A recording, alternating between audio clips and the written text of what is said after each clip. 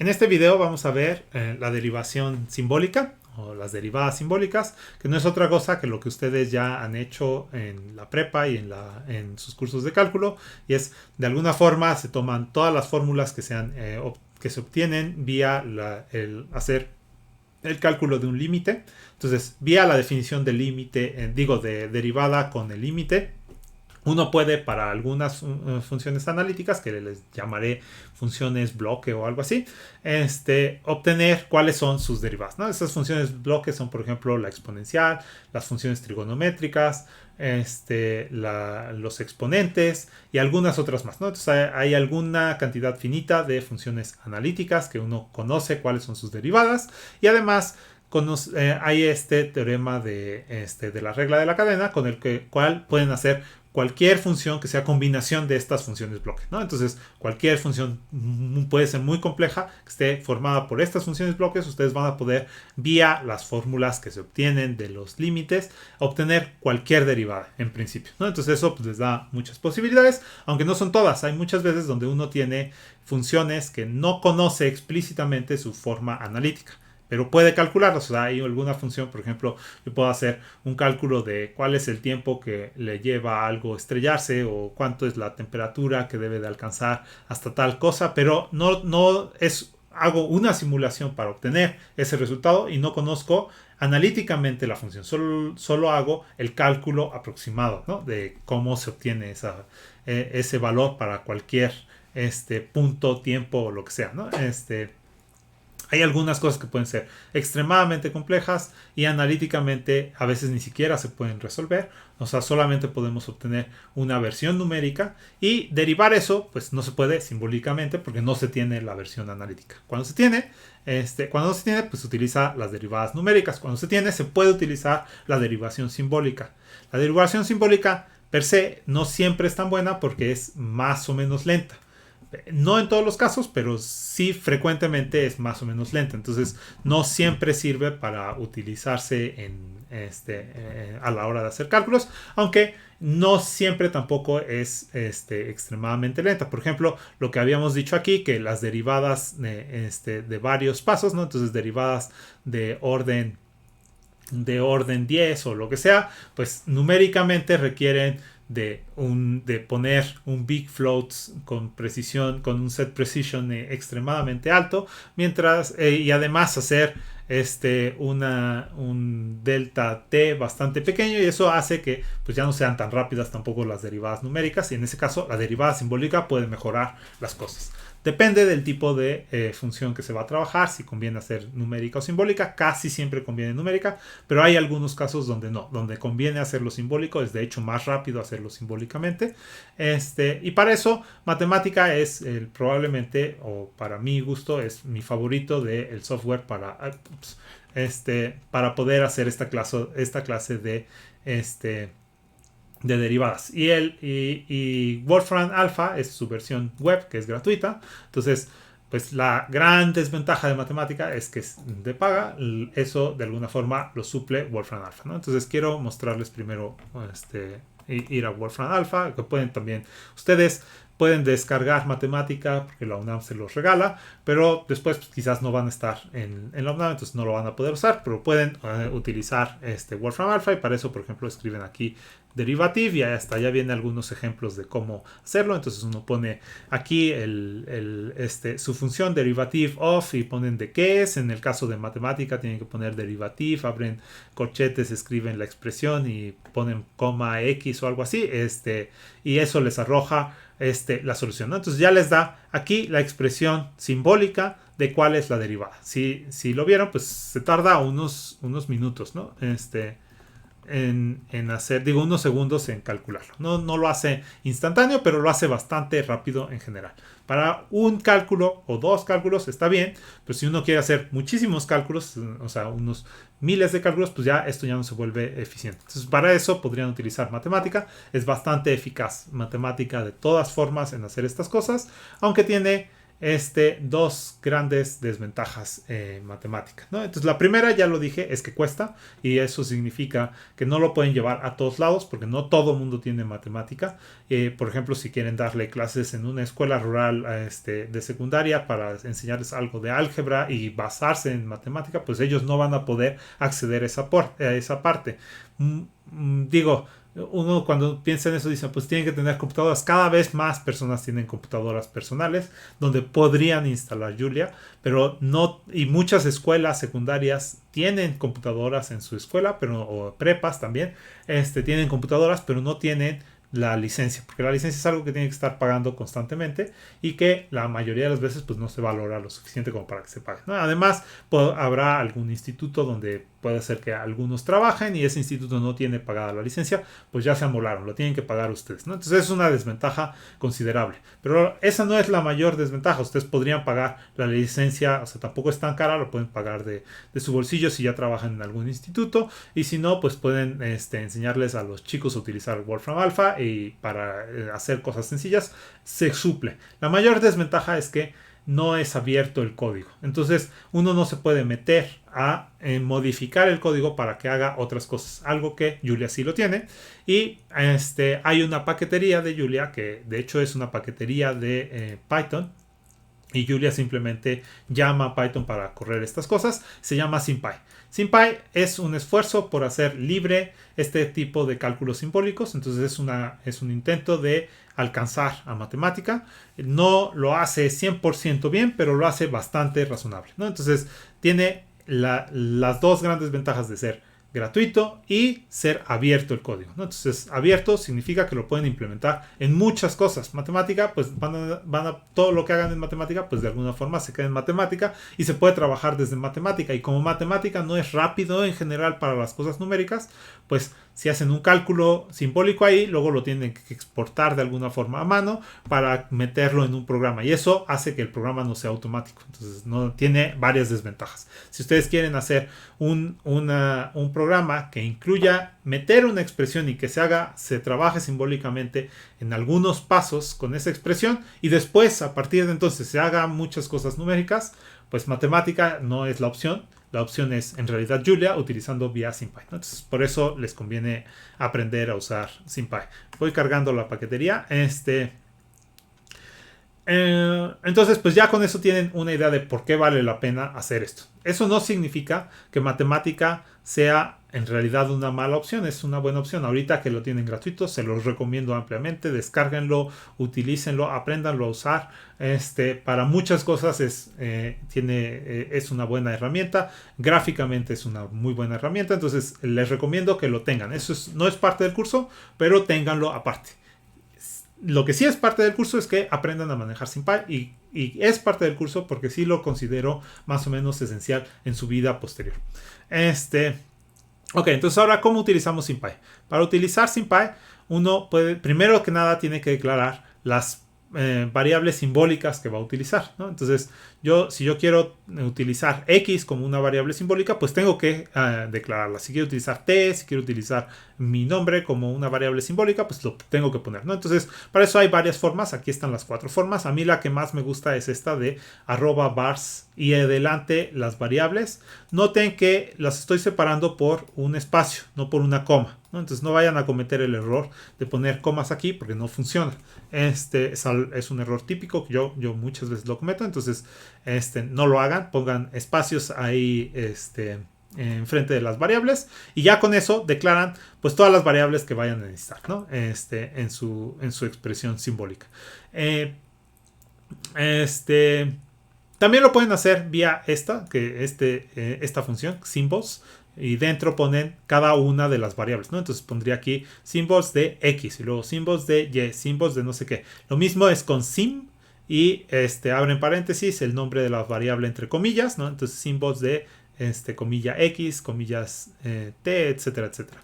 Y también lo pueden hacer con esta otra versión, symbols, 2 puntos y el nombre de su variable, ¿no? Entonces esto seguramente ya les recuerda algo a lo de DataFrame. DataFrame tiene más o menos el mismo el mismo tipo de cosas. Hay unas versiones, una versión con arroba para declarar y unas versiones para declarar los nombres de las columnas y unas versiones con funciones parecido a esto. Entonces ya deberían de tener alguna práctica. Entonces ahora, ya que declararon sus variables como símbolos, pues lo que van a obtener es realmente un símbolo, ¿no? Entonces si yo aquí le pongo type, de hecho, si ven el tipo de letra, si son un poquito meticulosos con eso, pues van a darse cuenta que no era el tipo de letra típico de Julia para los números, sino el mismo que está poniendo aquí en los símbolos, ¿no? Entonces, que no sé qué tipo de letra sea, pero bueno. Aquí ven que se ve un poco más grande que los números normales, ¿no? Entonces esto de aquí en realidad es un símbolo y yo puedo ponerle, aquí ya habían visto que le había puesto 5 originalmente, entonces si le pongo 5 me da 5 cifras, si le pongo 50 pues me va a dar 50 cifras, si le pongo 500 pues me va a dar 500 cifras, ¿no? Que les recuerdo, esto no es un número sino un símbolo que tiene estas 500 o 501 por el punto, 501 caracteres, ¿no? Si yo quiero ahora, o sea, esto está muy bien, trabaja si yo si le sumo a esto 1, me va a reconocer automáticamente este 1 como algo que lo puedo transformar a un símbolo, entonces me lo transforma a un símbolo, reconoce esta operación, reconoce los símbolos, etcétera, etcétera, hace la operación y me arroja este 2 punto lo que sea. Entonces, prácticamente para todo propósito, uno siente que da lo mismo si yo tengo un símbolo o un número, pero es más lento trabajar con símbolos. Eso es algo muy importante. Entonces, no les conviene, si ya van a trabajar con números, no les conviene que sean símbolos. Les conviene pasarlos a números y trabajar con números, ¿no? Entonces, para eso hay una función que se llama, que es n, que es vuélvelo numérico, ¿no? Entonces, yo le pongo aquí esta n, noten que ya ni siquiera le puse el evalve, y entonces lo que me va a arrojar es la expresión en su versión Big Float, ¿no? Automáticamente me lo pasa a Big Float y ese número es el que me arroja. Ahora, esto pues en realidad, ¿de qué tan grande va a ser? Pues, tan grande como yo haya puesto el set precision. Si yo pongo un set precision de 1000 bits, pues me va a arrojar un número de 1000 bits, ¿no?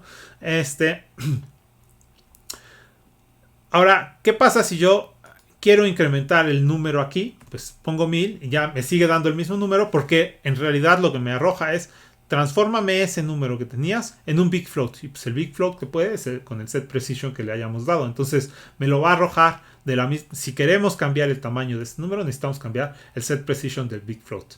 También, si yo le doy un número muy pequeño aquí, entonces parece como que prácticamente siempre me da este big float. Pues no siempre. Si yo le doy un número pequeño, reconoce que era un número pequeño y entonces me arroja un flotante, ¿no? Entonces, en vez de arrojarme un big float, me arroja un flotante, que es algo ventajoso. Nunca me arroja un flotante de 32 bits o algo así. Siempre es o el de 64 o el big float según la precisión que hayamos puesto o decidido nosotros.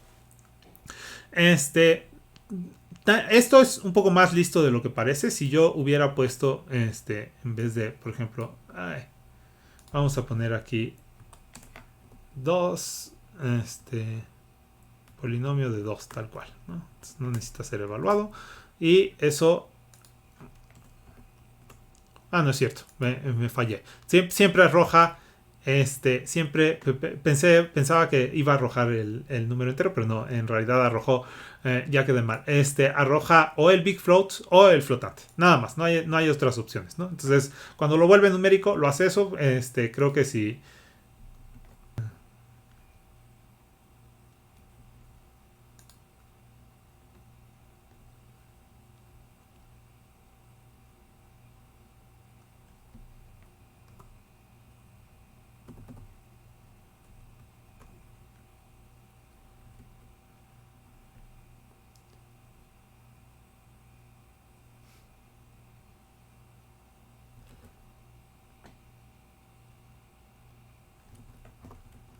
Ya está, lo quería revisar, ya lo probé. Sí, que si uno le pone un número imaginario, pues me arroja un número complejo, ¿no? O sea, sí lo sabe reconocer en general. También, pues, además de poder hacer como reducciones algebraicas o evaluaciones de números, que por ahora no parece tan interesante, uno puede resolver ecuaciones algebraicas, resolverlas, las ecuaciones algebraicas, puede hacer, bueno, para resolver esas ecuaciones algebraicas, por ejemplo, pues uno escribe solve, la expresión, y esto lo que está resolviendo es la expresión igualado a 0, ¿no? Entonces, si lo quieren igualar a otra cosa, pues pásenlo del lado, del lado izquierdo y ya queda igualado a 0. Y con eso resuelven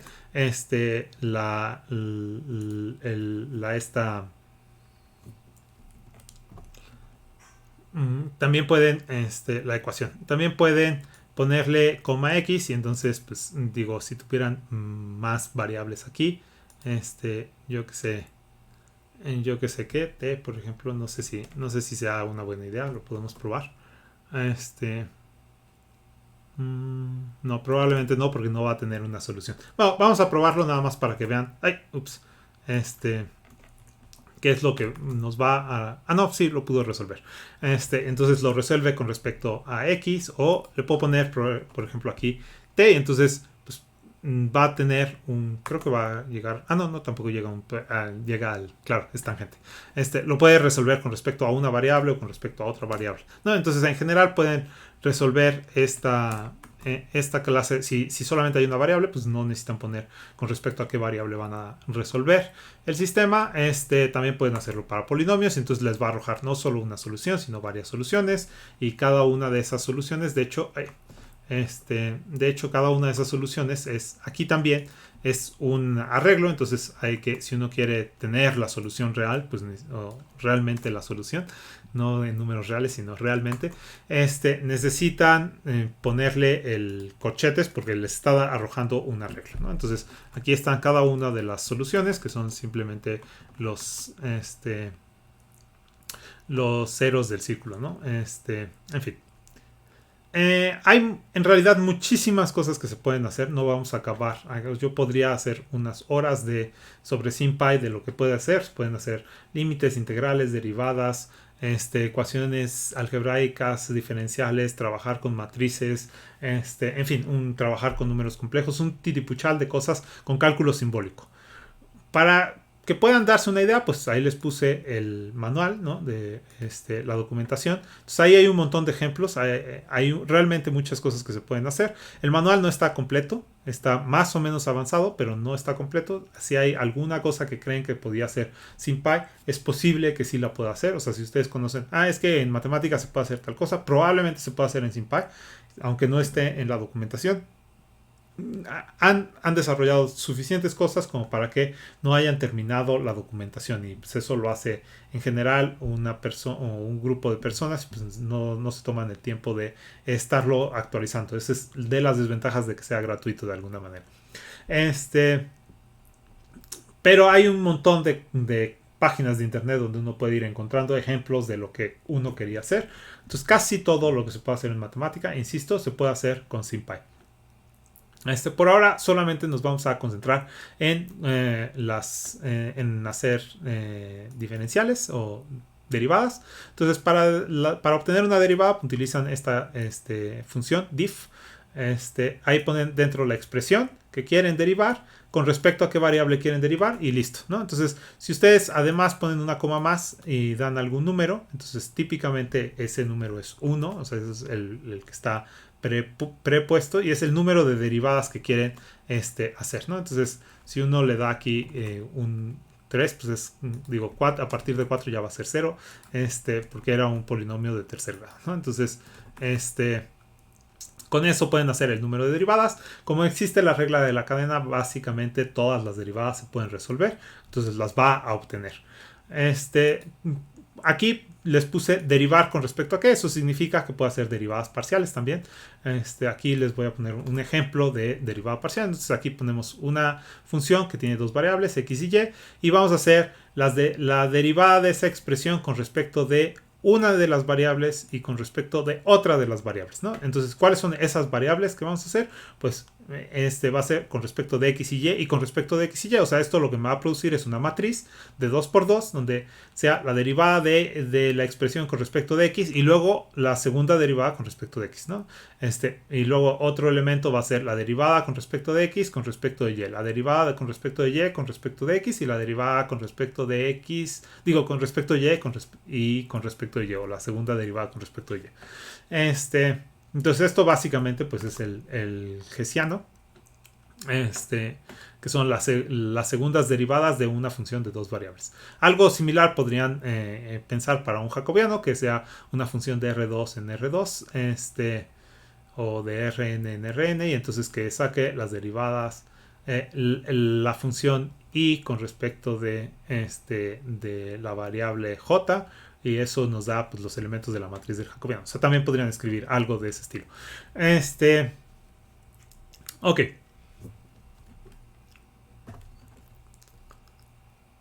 También pueden hacer directamente graficar las funciones aquí con cálculo simbólico. Entonces, la forma que Plots ya lo tiene reconocido es escriben la expresión, ¿no? Entonces esto es mi expresión, que es la derivada de la expresión que había puesto aquí con respecto de x. Y abajo puse la expresión directamente. ¿Y entre qué valores y qué valores lo quiero graficar? Pues entre -2 y 2, ¿no? Entonces ya de ahí en fuera pues es básicamente, por alguna razón no he cargado plots. Ok, ya cargué plots. Entonces ahora sí vamos a... ¿qué sigue pasando? Es que cargué todos los de arriba y entre ellos había ya definido como un rango la x y la y. En fin, ya esto es como correctamente, simplemente cargué esta función. Damos otra vez esto de aquí. Y si quieren lo vuelvo a hacer para que se vea bien. Entonces ya me produce la gráfica, ¿no? Entonces tenemos la función, la que está en rojo, y la derivada que está en azul, ¿no? Entonces sí lo hace razonablemente bien. Se ve pues, lo que esperaríamos, ¿no? Tenemos la función que va en este punto debería de cruzar el 0, la derivada. En este punto también debería de cruzar el 0, la derivada, ¿no? Y más o menos corresponde. Por aquí cruza también el 0. Y lo demás pues es cuando hay un cambio de concavidad, ¿no? Entonces aquí hay un máximo, entonces hubo un cambio de concavidad, estaba creciendo la derivada y aquí empieza a decrecer, y lo mismo aquí, ¿no? Entonces hay un máximo, hay un cambio de concavidad, etcétera, etcétera. Ok, entonces pueden hacer gráficos. Muy bien. Ahora también, ¿qué otras cosas? Pues ya de una vez, ya encarrilados, vamos a mencionar, por ejemplo, que se puede hacer la integral, ¿no? Entonces, para eso, si quieren hacer la integral indefinida, pues simplemente ponen la expresión y con respecto a qué quieren integrar. Y les va a arrojar la integral de esa cosa, ¿no? Si se puede hacer, si no se puede hacer, pues quizás les manda acá algún error, o les deja el integral tal cual. Y la integral definida, que es para hacerlo, tienen que poner coma y entre paréntesis cuáles son los elementos que va a tener su integral definida, que es con respecto a qué variable y desde qué valor hasta qué valor van a integrar. También, por supuesto, existe el poder integrar múltiples veces, que puede incluir el integrar. Si esta función tiene dos elementos, pues vamos a dejar uno de esos elementos aquí, quizás.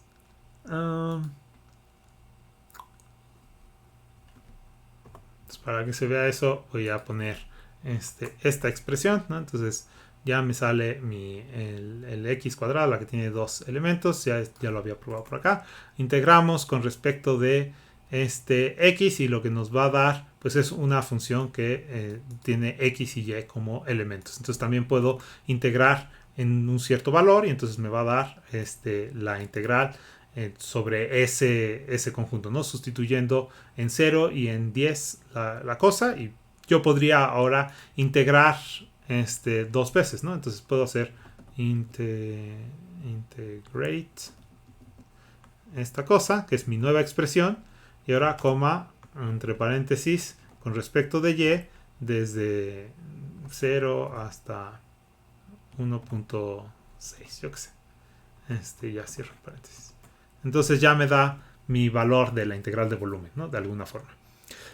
También puedo obtener series de Taylor y para eso escribo esta función series, escribo la expresión que quiero sacar su serie con respecto de qué valor es, alrededor de qué valor es y el número de elementos que quiero que tenga mi, o sea, hasta el número, hasta qué exponente quiero llevar, ¿no? Entonces el 15 es el orden donde me detengo, ¿no? Entonces primero viene el de orden 0, luego el de 1, luego el de 2, que no está aquí porque el seno no tiene, de 3, de 4, de 5, etcétera, ¿no? Entonces ya me arroja la serie de Taylor correspondiente. Entonces ahí hay un montón de cosas, estos son de las que corresponden a esta serie de notebooks sobre cálculo, pero hay muchas más cosas que pueden hacer simbólicamente.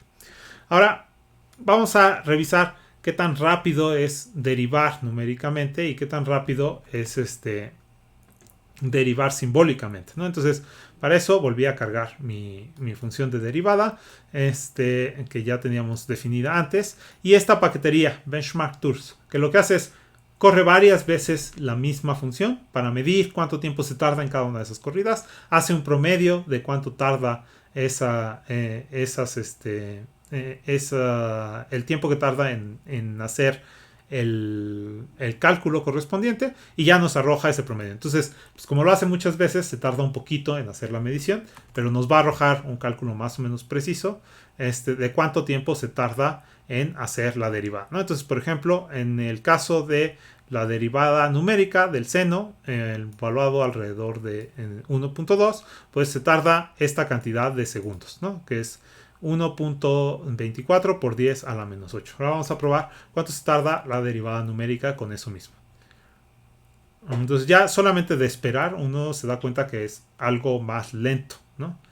De hecho ya se está tardando tanto que voy a parar. Ah, ya está, ya terminó. Entonces, pues no es por 10 a la menos 8, sino por 10 a la menos 4 y 4 veces más. O sea, es 4000 veces más tardado más o menos, o 3000 veces más tardado en hacer la derivada simbólica que en hacer la derivada numérica. Entonces, si uno quiere hacer miles de veces una derivada, alguna derivada, conviene hacerlo numéricamente. ¿Por qué? Pues porque miles de veces aquí sigue siendo menos de un segundo, pero miles de veces aquí pues ya empieza a acercarse al segundo. Y si es 1.000.000 de veces o algo así, que muchas veces se requieren hacer muchísimas veces los cálculos, pues entonces empieza a ser problemático el hacer las derivadas simbólicas y no las numéricas, ¿no? Entonces, nada más para darnos una idea, aquí salió que es, no eran 1000 sino 33.000 veces, o sea, realmente es muchas veces más tardado, ¿no? Es absurdamente más tardado la derivada simbólica que la numérica. Entonces, nosotros quisiéramos algo que fuera tan rápido como la derivada numérica, o si se puede más, pues más, pero tan preciso como la derivada simbólica. O sea, la verdad es que sí tiene una buena ventaja la derivada simbólica, y es que nos arroja, digamos, la función, que una vez que uno lo evalúa, pues el error solamente está en la evaluación de la función. Entonces quisiéramos algo que nos arrojara tanta precisión como la simbólica, pero que fuera tan rápido como la numérica. Y eso pues existe, ¿no? Y se llama la derivación automática, que es lo que vamos a ver en el siguiente video.